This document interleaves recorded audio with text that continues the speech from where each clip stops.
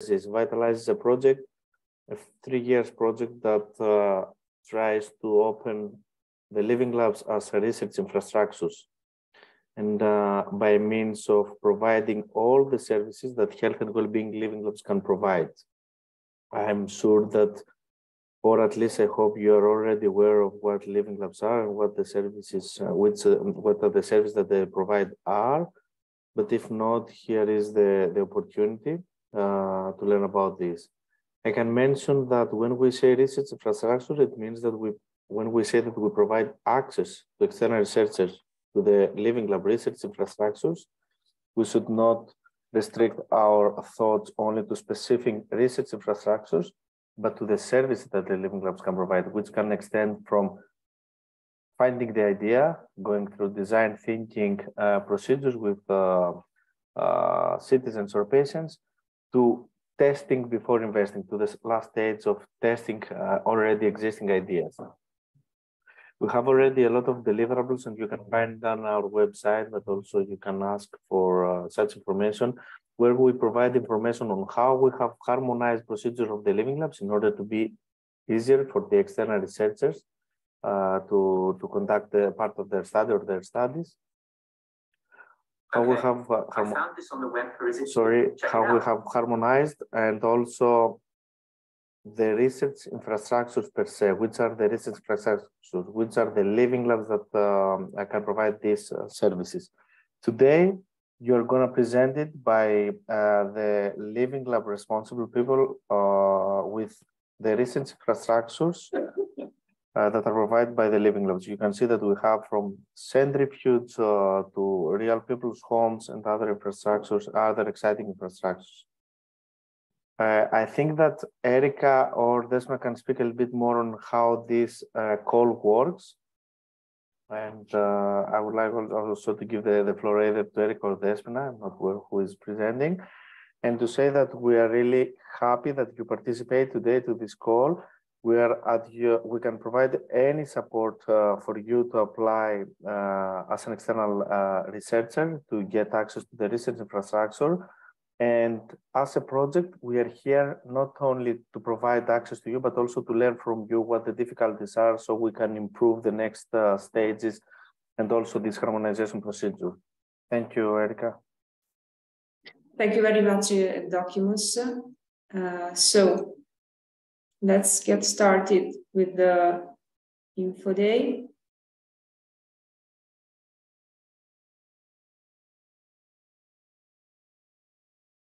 Let's go at the beginning. Let's go to see the agenda of today's Info Day.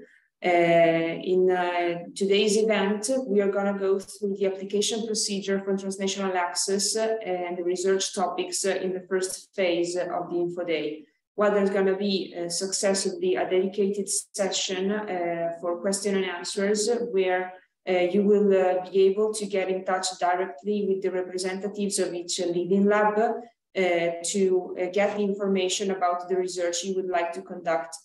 This will happen through 8 dedicated breakout rooms that will open at the end of the first phase of the Info Day. If you wish to stay in the main room, you can in the main room you can find all the information related to the application procedure. So the VITALISE project is a project that, as Documus previously said, aims at building an ecosystem of virtual health and well-being living lab infrastructures. The VITALISE project brings together 9 living labs from based in Europe and in Canada, and connects 17 infrastructures. One of the main activities that the VITALISE projects carry out is fostering the multidisciplinary research through the living labs. The VITALISE project carries out 3 joint research activities in 3 different domains: rehabilitation, transitional care, and everyday environment. The most important thing which brought us today to this info day is the transnational access, which is an estimated period of an average 30 days in which a team of up to 5 researchers can access to the services and infrastructures provided by the living labs to carry out their own research, and in which, in this period, the expenses incurred by the team can be covered by the VITALISE project consortium. The research infrastructure leader is the person which is in charge of managing the transnational access and is going to be your main reference point in case you decide to apply to the transnational access.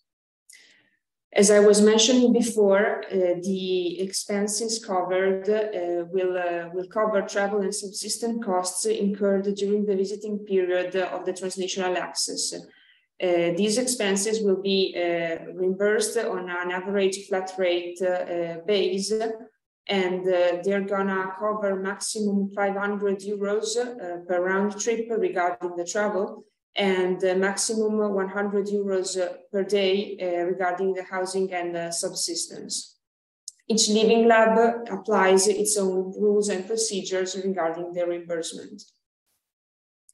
As the document was saying, we are now in the frame of the third open call. We already developed the 2 other open call. The second one was closed in January 2023, and we just notified the applicants the results. Now, on March 1st, we opened the third open call. The third open call, as you can see from this slide, is structured in 2 cutoffs. The first one will run from May 1st to April 2nd, while the second one will be open from April 3rd to April 30th. We expect to notify the results of the first cutoff by the end of June 2023 and of the second cutoff by the end of July 2023. So that the transnational access for the applicants of the third open call can take place between September 2023 and January 2024. The application procedure is shown in this slide, and it goes through different phases. As you can see, after you submitted your proposal, the consortium will check the eligibility and feasibility of your proposal and will evaluate scientifically the proposal you submitted. After the publication of the results, you will sign the contract agreement with the consortium, and at this point, transnational access can take place. At the end of the transnational access, it will follow a period of reporting where you will report through dedicated documents the activities you carried out into the living lab. And after you gave to the consortium all the documents regarding the reporting, the reimbursement will take place. In order to start the evaluation proposal, you obviously have to submit a research proposal. To draft your research proposal, please always refer to the materials and the manual that you can find on our website. In particular, the research proposal must be drafted according to the application template that you can find and download from our website. No, the use of the template is an eligibility requirement that has to be respected in order for the proposal to be evaluated. So please always, when designing your research proposal, always refer to this template. This template contains a project description that is structured in 5 main points: objectives, methodology, impact, dissemination and valorization, and researchers' expertise. Going a little bit more in detail, we can see that the proposal has to be in between, the length of the proposal must be in between 4 up to 6 pages. And the first 2 sections, the objectives and methodology, must cover more or less 3 pages. The objectives, obviously, it's the section of the proposal in which you describe your project and the detailed activities that you will carry out during the transnational access in the selected infrastructure. In the methodology, you are asked to provide a breakdown of the methodology that you will apply during in your research proposal. So you're asked to identify who are the subjects required to carry out your research, the procedures that you will use, that you will apply during your research project. You will be asked to specify the service and tools that you will need the Living Lab to supply you in order to conduct your research. You will be asked also to specify the data that you will be collected and how you will collect them. And finally, you will describe where you're going to collect your data. So basically, give an idea or nominate the Living Lab where you will carry out your research. The other sections of the application template regard the impact, the dissemination and valorization, and the research expertise. In the impact, you are asked to describe how the results are expected to make the difference in terms of impact beyond the immediate scope and duration of the project. In dissemination and valorization, you have to describe the dissemination and communication measures that you plan to implement in order to maximize the impact of your project.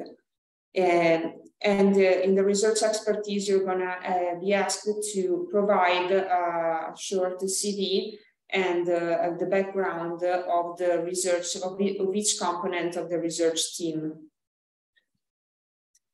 Once you have completed the drafting of your project proposal using the application template, you can submit it through the application toolkit.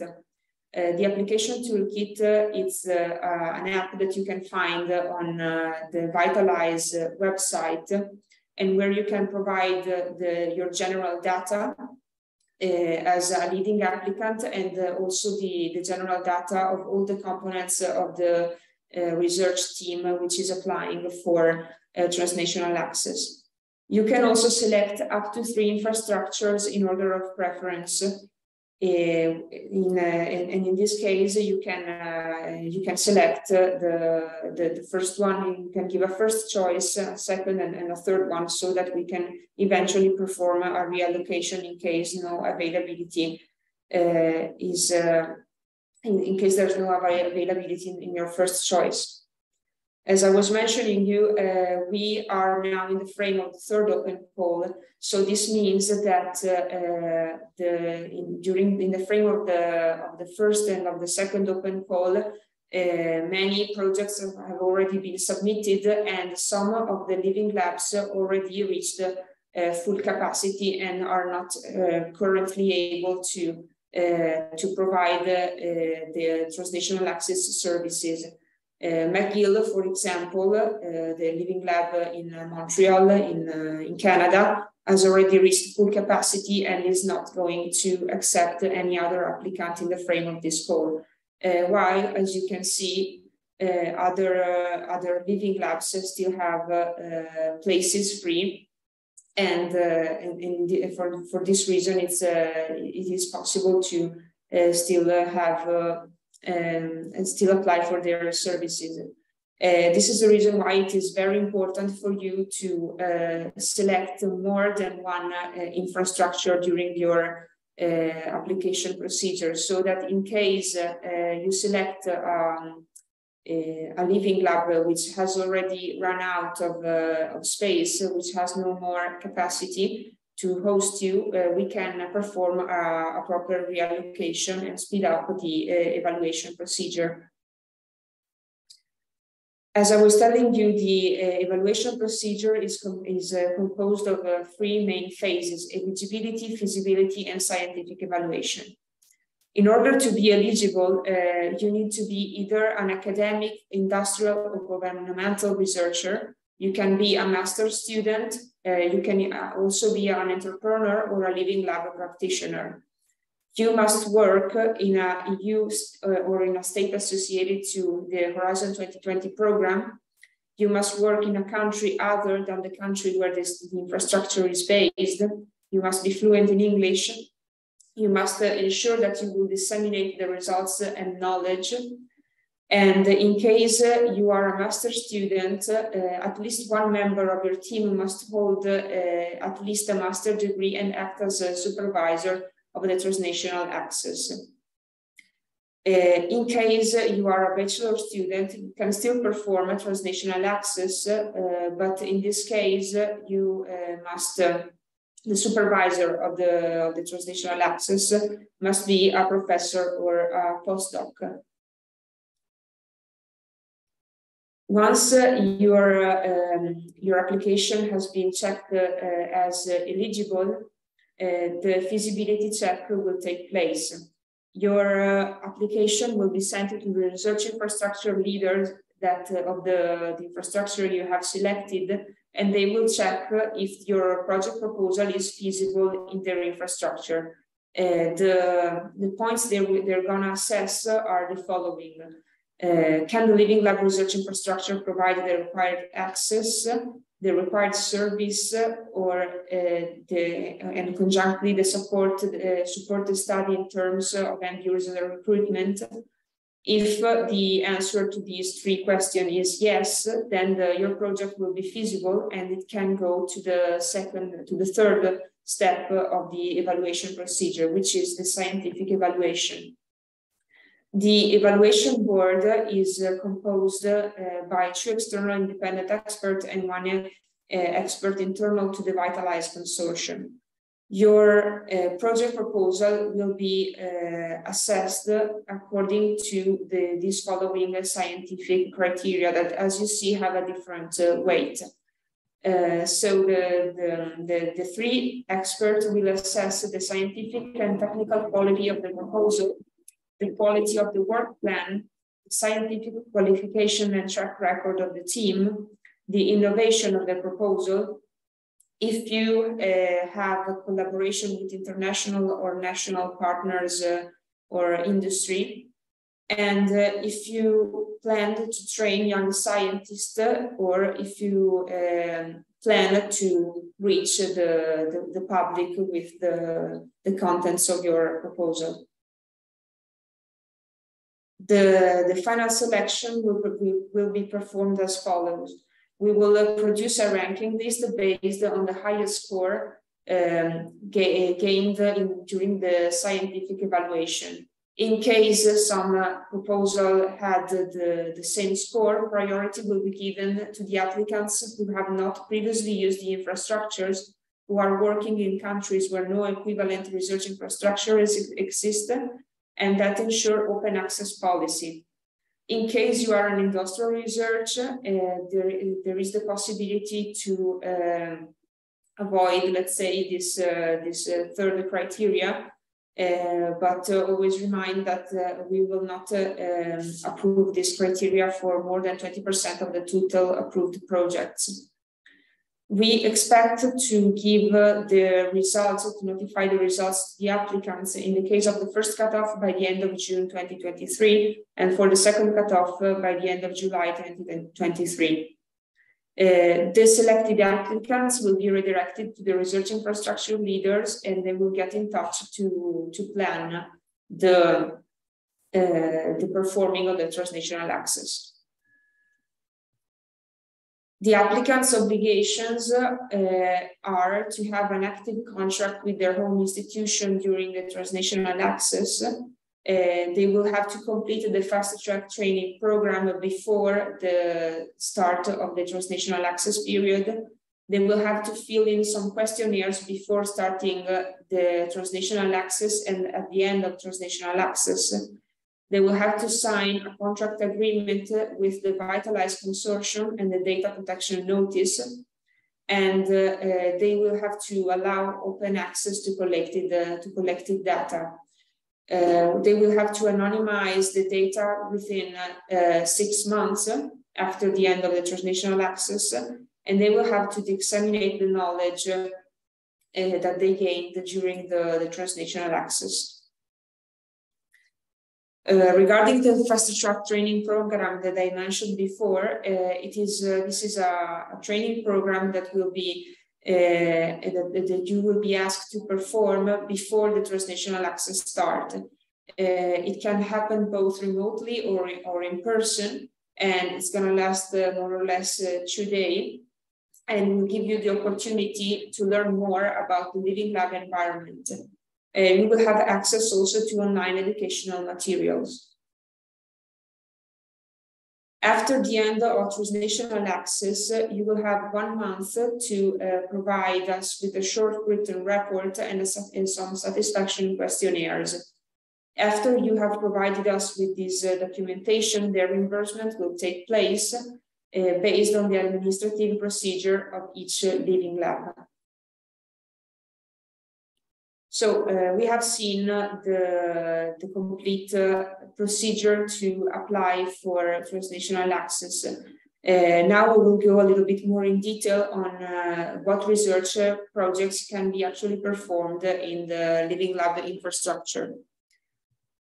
Here you can find some examples of the type of research topics that you could carry out in the living lab. More examples and more details can be also found on our website, where you can also find a detailed description of the living labs and some fact sheets regarding the research topics you could perform in the frame of your research proposal. So now we will start the second session of the info day, in which each living lab will briefly introduce you to some of the research topics that they carried out in the frame of their infrastructure. So the first is LICALab. So Kim, the ground is yours. Thank you, Erika. Good afternoon, everyone. I'm Kim from LICALab Belgium, and today I'm going to present you an example of a case study that was conducted at the Thomas More University of Applied Sciences. 1 in 5 adults experiences sleeping difficulties. However, a good night's sleep is important for mental and physical well-being. It restores the balance in the body. Therefore, scientifically validated and multidisciplinary prevention and counseling for sleep is necessary. The tactile breathing device you see here on the slide was developed by a company called Moonbird. Moonbird contacted LICALab to test the breathing device with end users in order to improve their prototype before the market release. The tactile breather measures heart rate to a thumb sensor. The individual's heart rate is used to determine the optimal breathing pace. The device shrinks and expands, and the users follow these movements, breathing in and out, resulting in relaxation. This also improves the process of falling asleep. In addition to the breathing apparatus, Moonbird has also a corresponding app with customized exercises with voice guidance. Several case studies were performed with the Moonbird device with diverse participants. The first 2 studies comprised a 4-week user acceptance, user experience study, collecting data from healthy adults with sleeping difficulties. Between brackets, you see, and the first number is the people that completed the study until the end, and the second number is the amount of dropouts throughout the study. Participants were asked to use the device 3 times a day for 10 minutes. Self-reported sleep quality measures were included. And next, a study with young adult professional football players was conducted, as well as a co-creation workshop with children aged 6 to 12 years old. The high dropout here was due to COVID quarantine. And we plan to elaborate further on this latter target group in the future. So Moonbird's general aim is to make citizens aware of good sleep hygiene and to offer support for self-management. Overall, this device was found to be easy to use, has a nice device, and provides support in case of sleeping difficulties, stress, anxiety, panic attacks, fear of failure, and pain. Furthermore, the tactile breathing device is affordable and hence easily accessible. Finally, Moonbird was able to bring their device from a TRL 4 level up to a TRL 7 level based on the users' feedback that came out of our live tests. As you can see, LicaLab can provide or can assist visiting researchers with recruitment of participants, choice of suitable methods, writing scenarios for co-creation sessions, or setting up human factor studies or live tests. Thank you for listening. I will now give the floor to our colleagues from AUTH.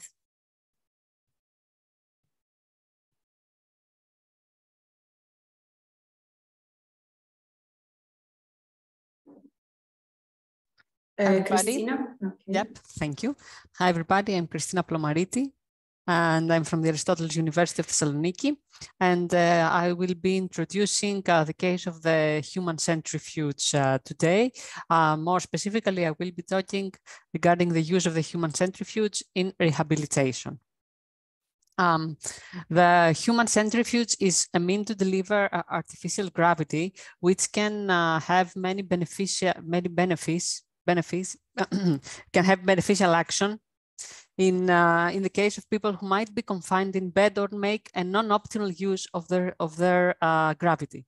So within our infrastructure, the Human Centrifuge and Rehabilitation Living Lab here in Greece, in Thessaloniki, we are aiming to see if and how we can use artificial gravity as a rehabilitation techniques. As I said, in patients suffering from bed confinement or inability to move, like in the case of stroke or multiple sclerosis. These are just some examples of patients we have been working with. And if we can we can identify functional or cognitive improvement due to the use of the centrifuge, apart from the help in the physical condition of the person, if we can identify some functional or cognitive improvement with the use of neuropsychological and neurophysiological measurements. The available infrastructures that one can visit here if they want to use the human centrifuge is, of course, the Human Centrifuge and Rehabilitation Living Lab, and of course the Laboratory of Medical Physics and Digital Innovation, which provides a variety of evaluation techniques like the neurophysiological mentioned before.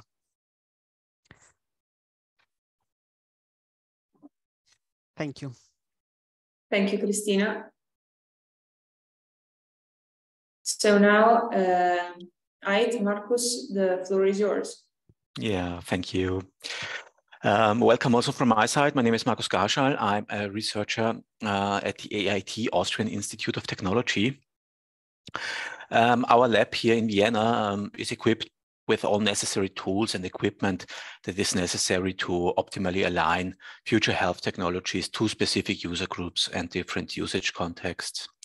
In our projects, we usually support developers of e-health innovation in all design phases, starting from the initial ideation and requirements analysis, then during the design and implementation phase, up to then actually analyzing the impact of new products and services.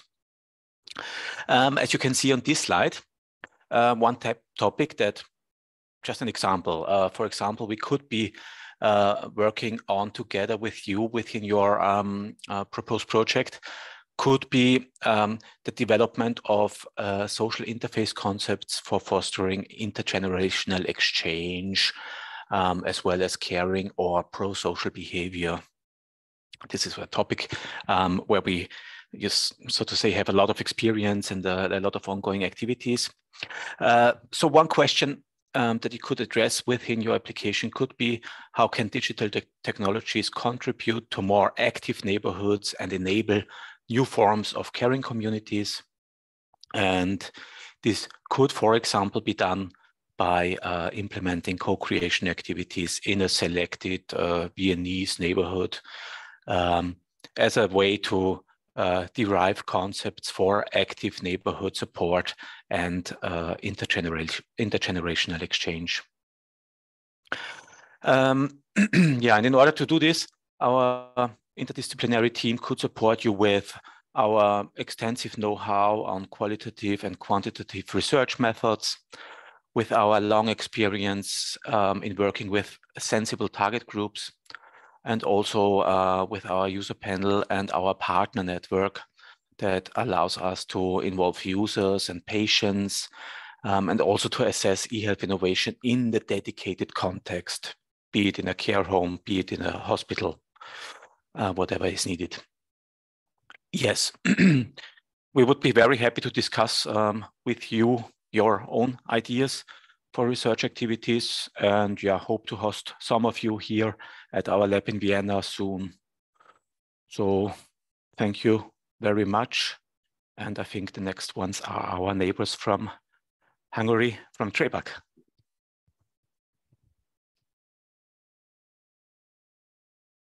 Yes, good afternoon, everyone. My name is 𝗖𝗍𝗍, and I'm representing 𝗍𝗹𝗹. We operate the 𝗍𝗍𝗍ci Wellbeing Living Lab in Hungary. It's not far from the capital, Budapest, so we have close connections with the capital, but also we have a lot of infrastructures and benefits of a kind of natural environment. We are situated in natural parks, and we use this environment a lot, organizing researches and activities outside in nature. Our activities focus on preventive measures and actions in the field of well-being and fitness. Our main target group is older adults beyond 55 years old, and we focus on this older population. We organize for them various activities, and we carry out research for them and with them.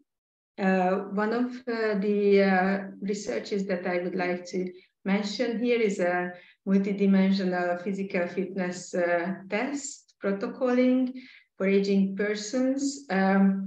This is to test if the existing fitness tests for older adults are still valid. So we do research about the satisfaction rates, about how beneficial or harmful this could be, and about the achieved results compared with other more modern tests. And we also organize some activities which are done outside on outdoor fitness trails, and we just test the user experience of these ones, and we give feedback for municipalities or those ones who take care of these infrastructures. We are open to any research topics covering the well-being and fitness, but we are also okay if you would like to do some research in the social sector or soft skill development sector or entrepreneurship, because we have experts on these fields as well. We can help you with recruiting the target group, which is, as I said, older adults, organizing various activities, dancing, Nordic walking, yoga, and hiking, and other ones which are required. And we can also help you in writing co-creation scenarios for your research. So you are welcome to join us. Thank you very much. Thank you, Nico. So now, GAIA, Joachim, the floor is yours. Thank you, Erika. Can you hear me? Yes. Yes, so from our side, we are just working in two main areas. It is just one related to a silver living lab, that is to redesign the public spaces into healthy spaces. This is a research approach, and it is related to the reuse of the public spaces more than using technology, but also integrating technology in the process of redesigning public spaces into healthy and rehabilitation spaces. We know that many spaces on the cities, large cities or a smaller one, are just used or made by some urbanists that were done a long time ago, and now we need just to redesign also these spaces using other alternatives, like for rehabilitation. We are just making research related to recreational football, that is football for elderly people, in order just to make them more social approach, less stress, and trying to measure the physical fitness, just doing this kind of approach through this kind of new spaces approach. The second one is just we are working in what we have an ocean living lab, is the use of green living lab spaces and also creative arts as therapy for mental well-being. We are making our co-creation approaches and the research in order just to validate if arts or the performing arts can have real influence in stress or depression, on some other cognitive health problems on the elderly people, but not just in the elderly. So we have been using also the technology in this co-creation approach. We are developing, and we have developed already, some podcasts in order just to make more sensitive approach to podcasts related to art therapy and performing arts, in order to sensitize the potential users of the Living Lab to make a better, let's say, approaches or physical and psychological approaches using the performing arts. And in these second steps, what we are going to do is to validate if these performing arts validates through technologies are really beneficial for these people. So we will be happy just to host you in our living labs in order just to have your research improving our living lab. So thank you very much from my side. Thank you, Joaquin. Now we go with interest. Rosa, the floor is yours. Good afternoon. So I'm Rose, I'm a gerontologist and participatory design manager here in MindLab. It's coordinated by Interest Foundation. And our living lab is located in Castilian region with our headquarters in Valladolid. This is Spain. The current research activity we run is related with different topics. I will just mention very briefly some, such as digital environments, so VR, AR, solutions for promoting well-being, impact of rehabilitation using holistic approaches, potential of virtual assistants into rehabilitation ecosystems, or the opportunities of social robotics in the care contexts, and digital enabling technologies to develop, for example, nature-based therapies. As example, as you can see in the slide, we bring some opportunities in the area of digital sensing for environment control and independent living. So in MindLab, for active and healthy aging and independent living, we work under the premise that technologies for assisting the elderly for maintaining their independency and quality of life are essential for enhancing care that is reliable and cost-effective. So collaborations and research topics can include, for example, work for understanding current practices, for testing elderly care applications, its limitations and the demand. That often the demand also required real-time observation of the environments and the residents' activities using an event-driven system. And there are diverse opportunities such as focusing the developing and orienting design and assessment framework that can be used as a guide by researchers, and that can also be applied in a study in real environments if it is of interest. Or, for example, focusing demonstrating the applicability of such framework for evaluating elderly care applications for independent and home living and for increasing their adoption, or even be involved in the testing of different combinations of wearables and no-wearable sensors for long-term elderly care. So in such case, we can support with the testing living lab or even in real living scenarios for demonstrating feasibility and applicability. And other possibility can also be related with specific research questions in running approaches that can serve to connect research. I will just very briefly mention some, like SEREN, that is a tele-rehabilitation system for adult homes oriented to the physical and cognitive domains. AUTH, that is focusing developing a system based on mechatronics and social robots to support the elderly and people with disabilities.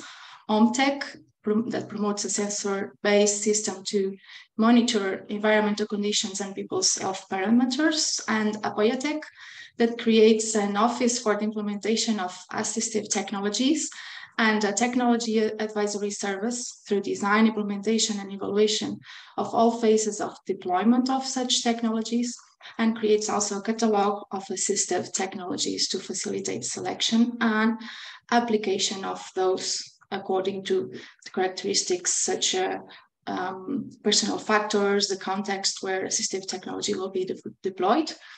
And as a result of this last project, we also support other regional and national projects for the implementation of assistive technologies, especially for the deployment in rural areas. So we'll be very happy to support your research.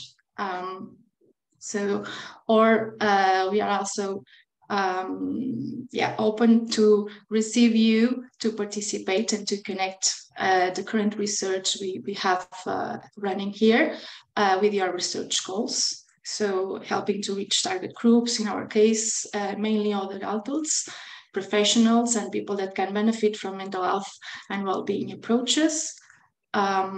And we are more than happy to explore the opportunities and look to any idea for research you can be interested in. I will now give the floor to McGill-UdeM-CRIR Living Lab in Canada.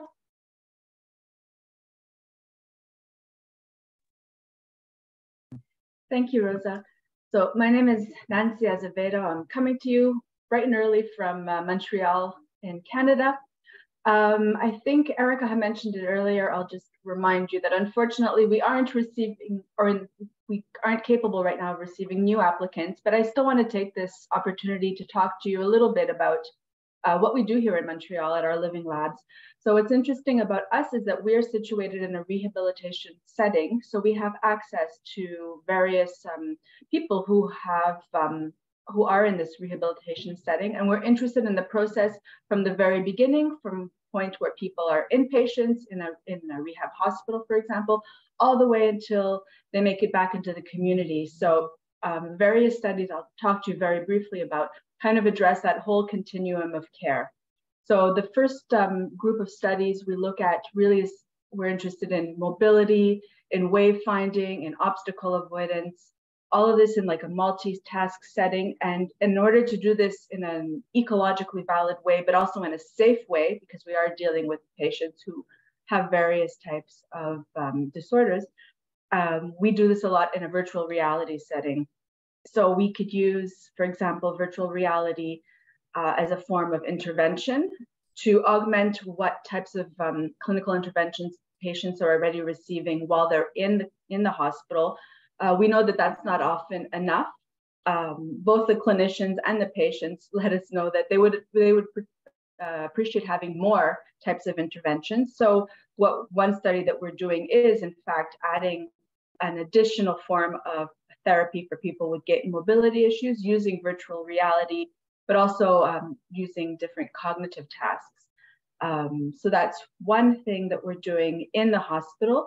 The second project I'll talk to you about is really monitoring transitions in the continuum of care. So clinicians often question when is the most appropriate time to release a patient either back into the community or into a long-term care setting.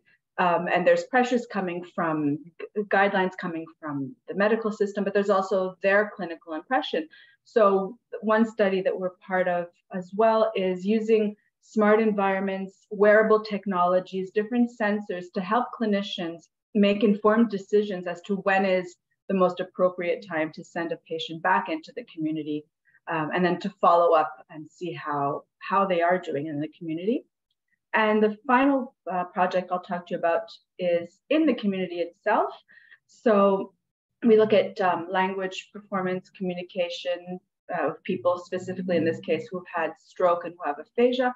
And we do this in various settings, including a museum setting. So we've partnered with the Montreal Museum of Fine Arts, and we have a study that's ongoing there where people who've had a stroke and aphasia come in and they help evaluate accessibility, but not just physical accessibility, but language accessibility of the environment in the museum. So those are just a very, very, very quick overview of some of the studies that we're doing here. Thanks. Thank you, Nancy. So now, Laurea from Finland. Teemu, the floor is yours. Hello, pleased to meet you all. So Laurea operates in the Helsinki region, which is among the most competitive regions in Europe. And for this open call, we are offering two different research infrastructures, Laurea Activity Lab and Laurea Simulated Hospital. Simulated Hospital is kind of a simulation of the hospital ward, and it can be kind of an do everything what is typically done in a hospital ward. And we are the biggest nursing educator in Finland, so we have a great access for the students to do all kinds of things. But what we can do is also that we can be hiring or recruiting other healthcare professionals to do, for example, studies which involve the kind of multidisciplinary teams. What is good to think about this simulated hospital environment, we can also do it in a mobile version. So basically we can transfer nearly any location into simulation environment. What is good about that is that we could be then videoing and having audio records of the different activities that what people are doing over there. So that is one of the areas, and we actually have 3 different simulation environments around the Helsinki region.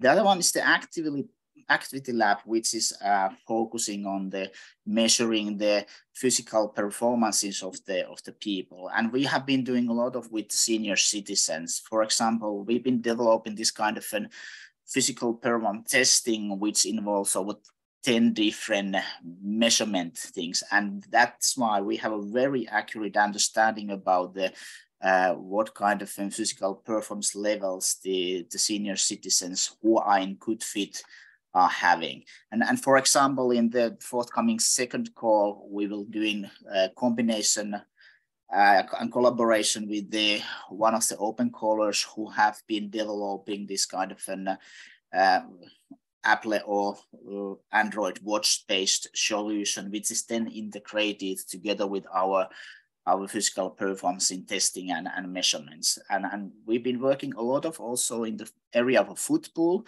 So the elderly people are playing football, and we've been kind of building around the different types of studies on those kind of an issues. So basically, if you are interested in football or some other sports, we could be very easily link that kind of studies for you. And in general, we have very good access for the local healthcare organizations and nursing homes. And since this Laurea is owned by the cities around the Helsinki region, we have also very good access for the city administration, for example, relating to the sports department and things like that. And we will be very happy to take you in Finland, and we are very open about that, what kind of research you want to do. So we are basically pretty flexible on that one, and target groups are not typically problem for us because we are multidisciplinary university and we have also the social sciences and some technological departments as well. So we are waiting for your applications to Finland. And I think the UPM will be the next one.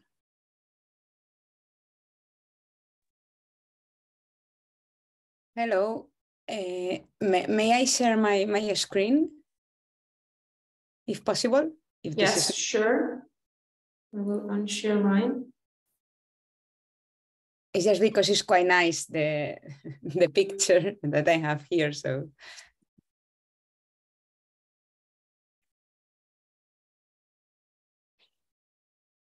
It seems that I cannot share the screen.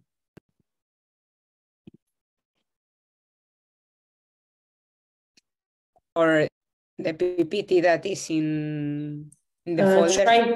Try now, Beatrice. There you go. Okay. Okay, great. Fantastic. Thank you. I'm sorry for that. Can you see something? Yes, right? Yes, yes. Okay. So first of all, welcome. My name is Bea, and I'm from the Life Space based in Madrid, Spain, at the facilities of the Technical University of Madrid. Our main research lines are based on how to design, develop, and use some technologies for the healthcare and well-being, meaning these technologies, for example, IoT devices, artificial intelligence, data-driven applications, and also e-health solutions. However, we are now very interested in, let's say, discover how robotics can impact, or the potential of robotics in the healthcare domain. That's why we are proposing you, the researchers at the applicants, two main research topics in this direction. First of all, we really would like to know if the use of these robots should improve somehow the patient experience in the clinical settings or not, and why we should use them, and also perform a feasibility study if you are interested in why robots can be included in the clinical process and the hospital processes, meaning reshaping the processes of the hospital of the future. So for that, we are not alone.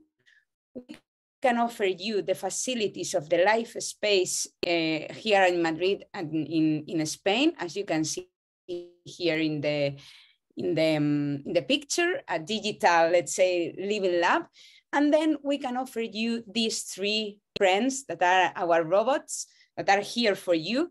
You can code them or use them to perform these research areas. This is now the tiny one. This is Pepper, more for locations. And this is 𝗲𝗲 to implement natural language processing.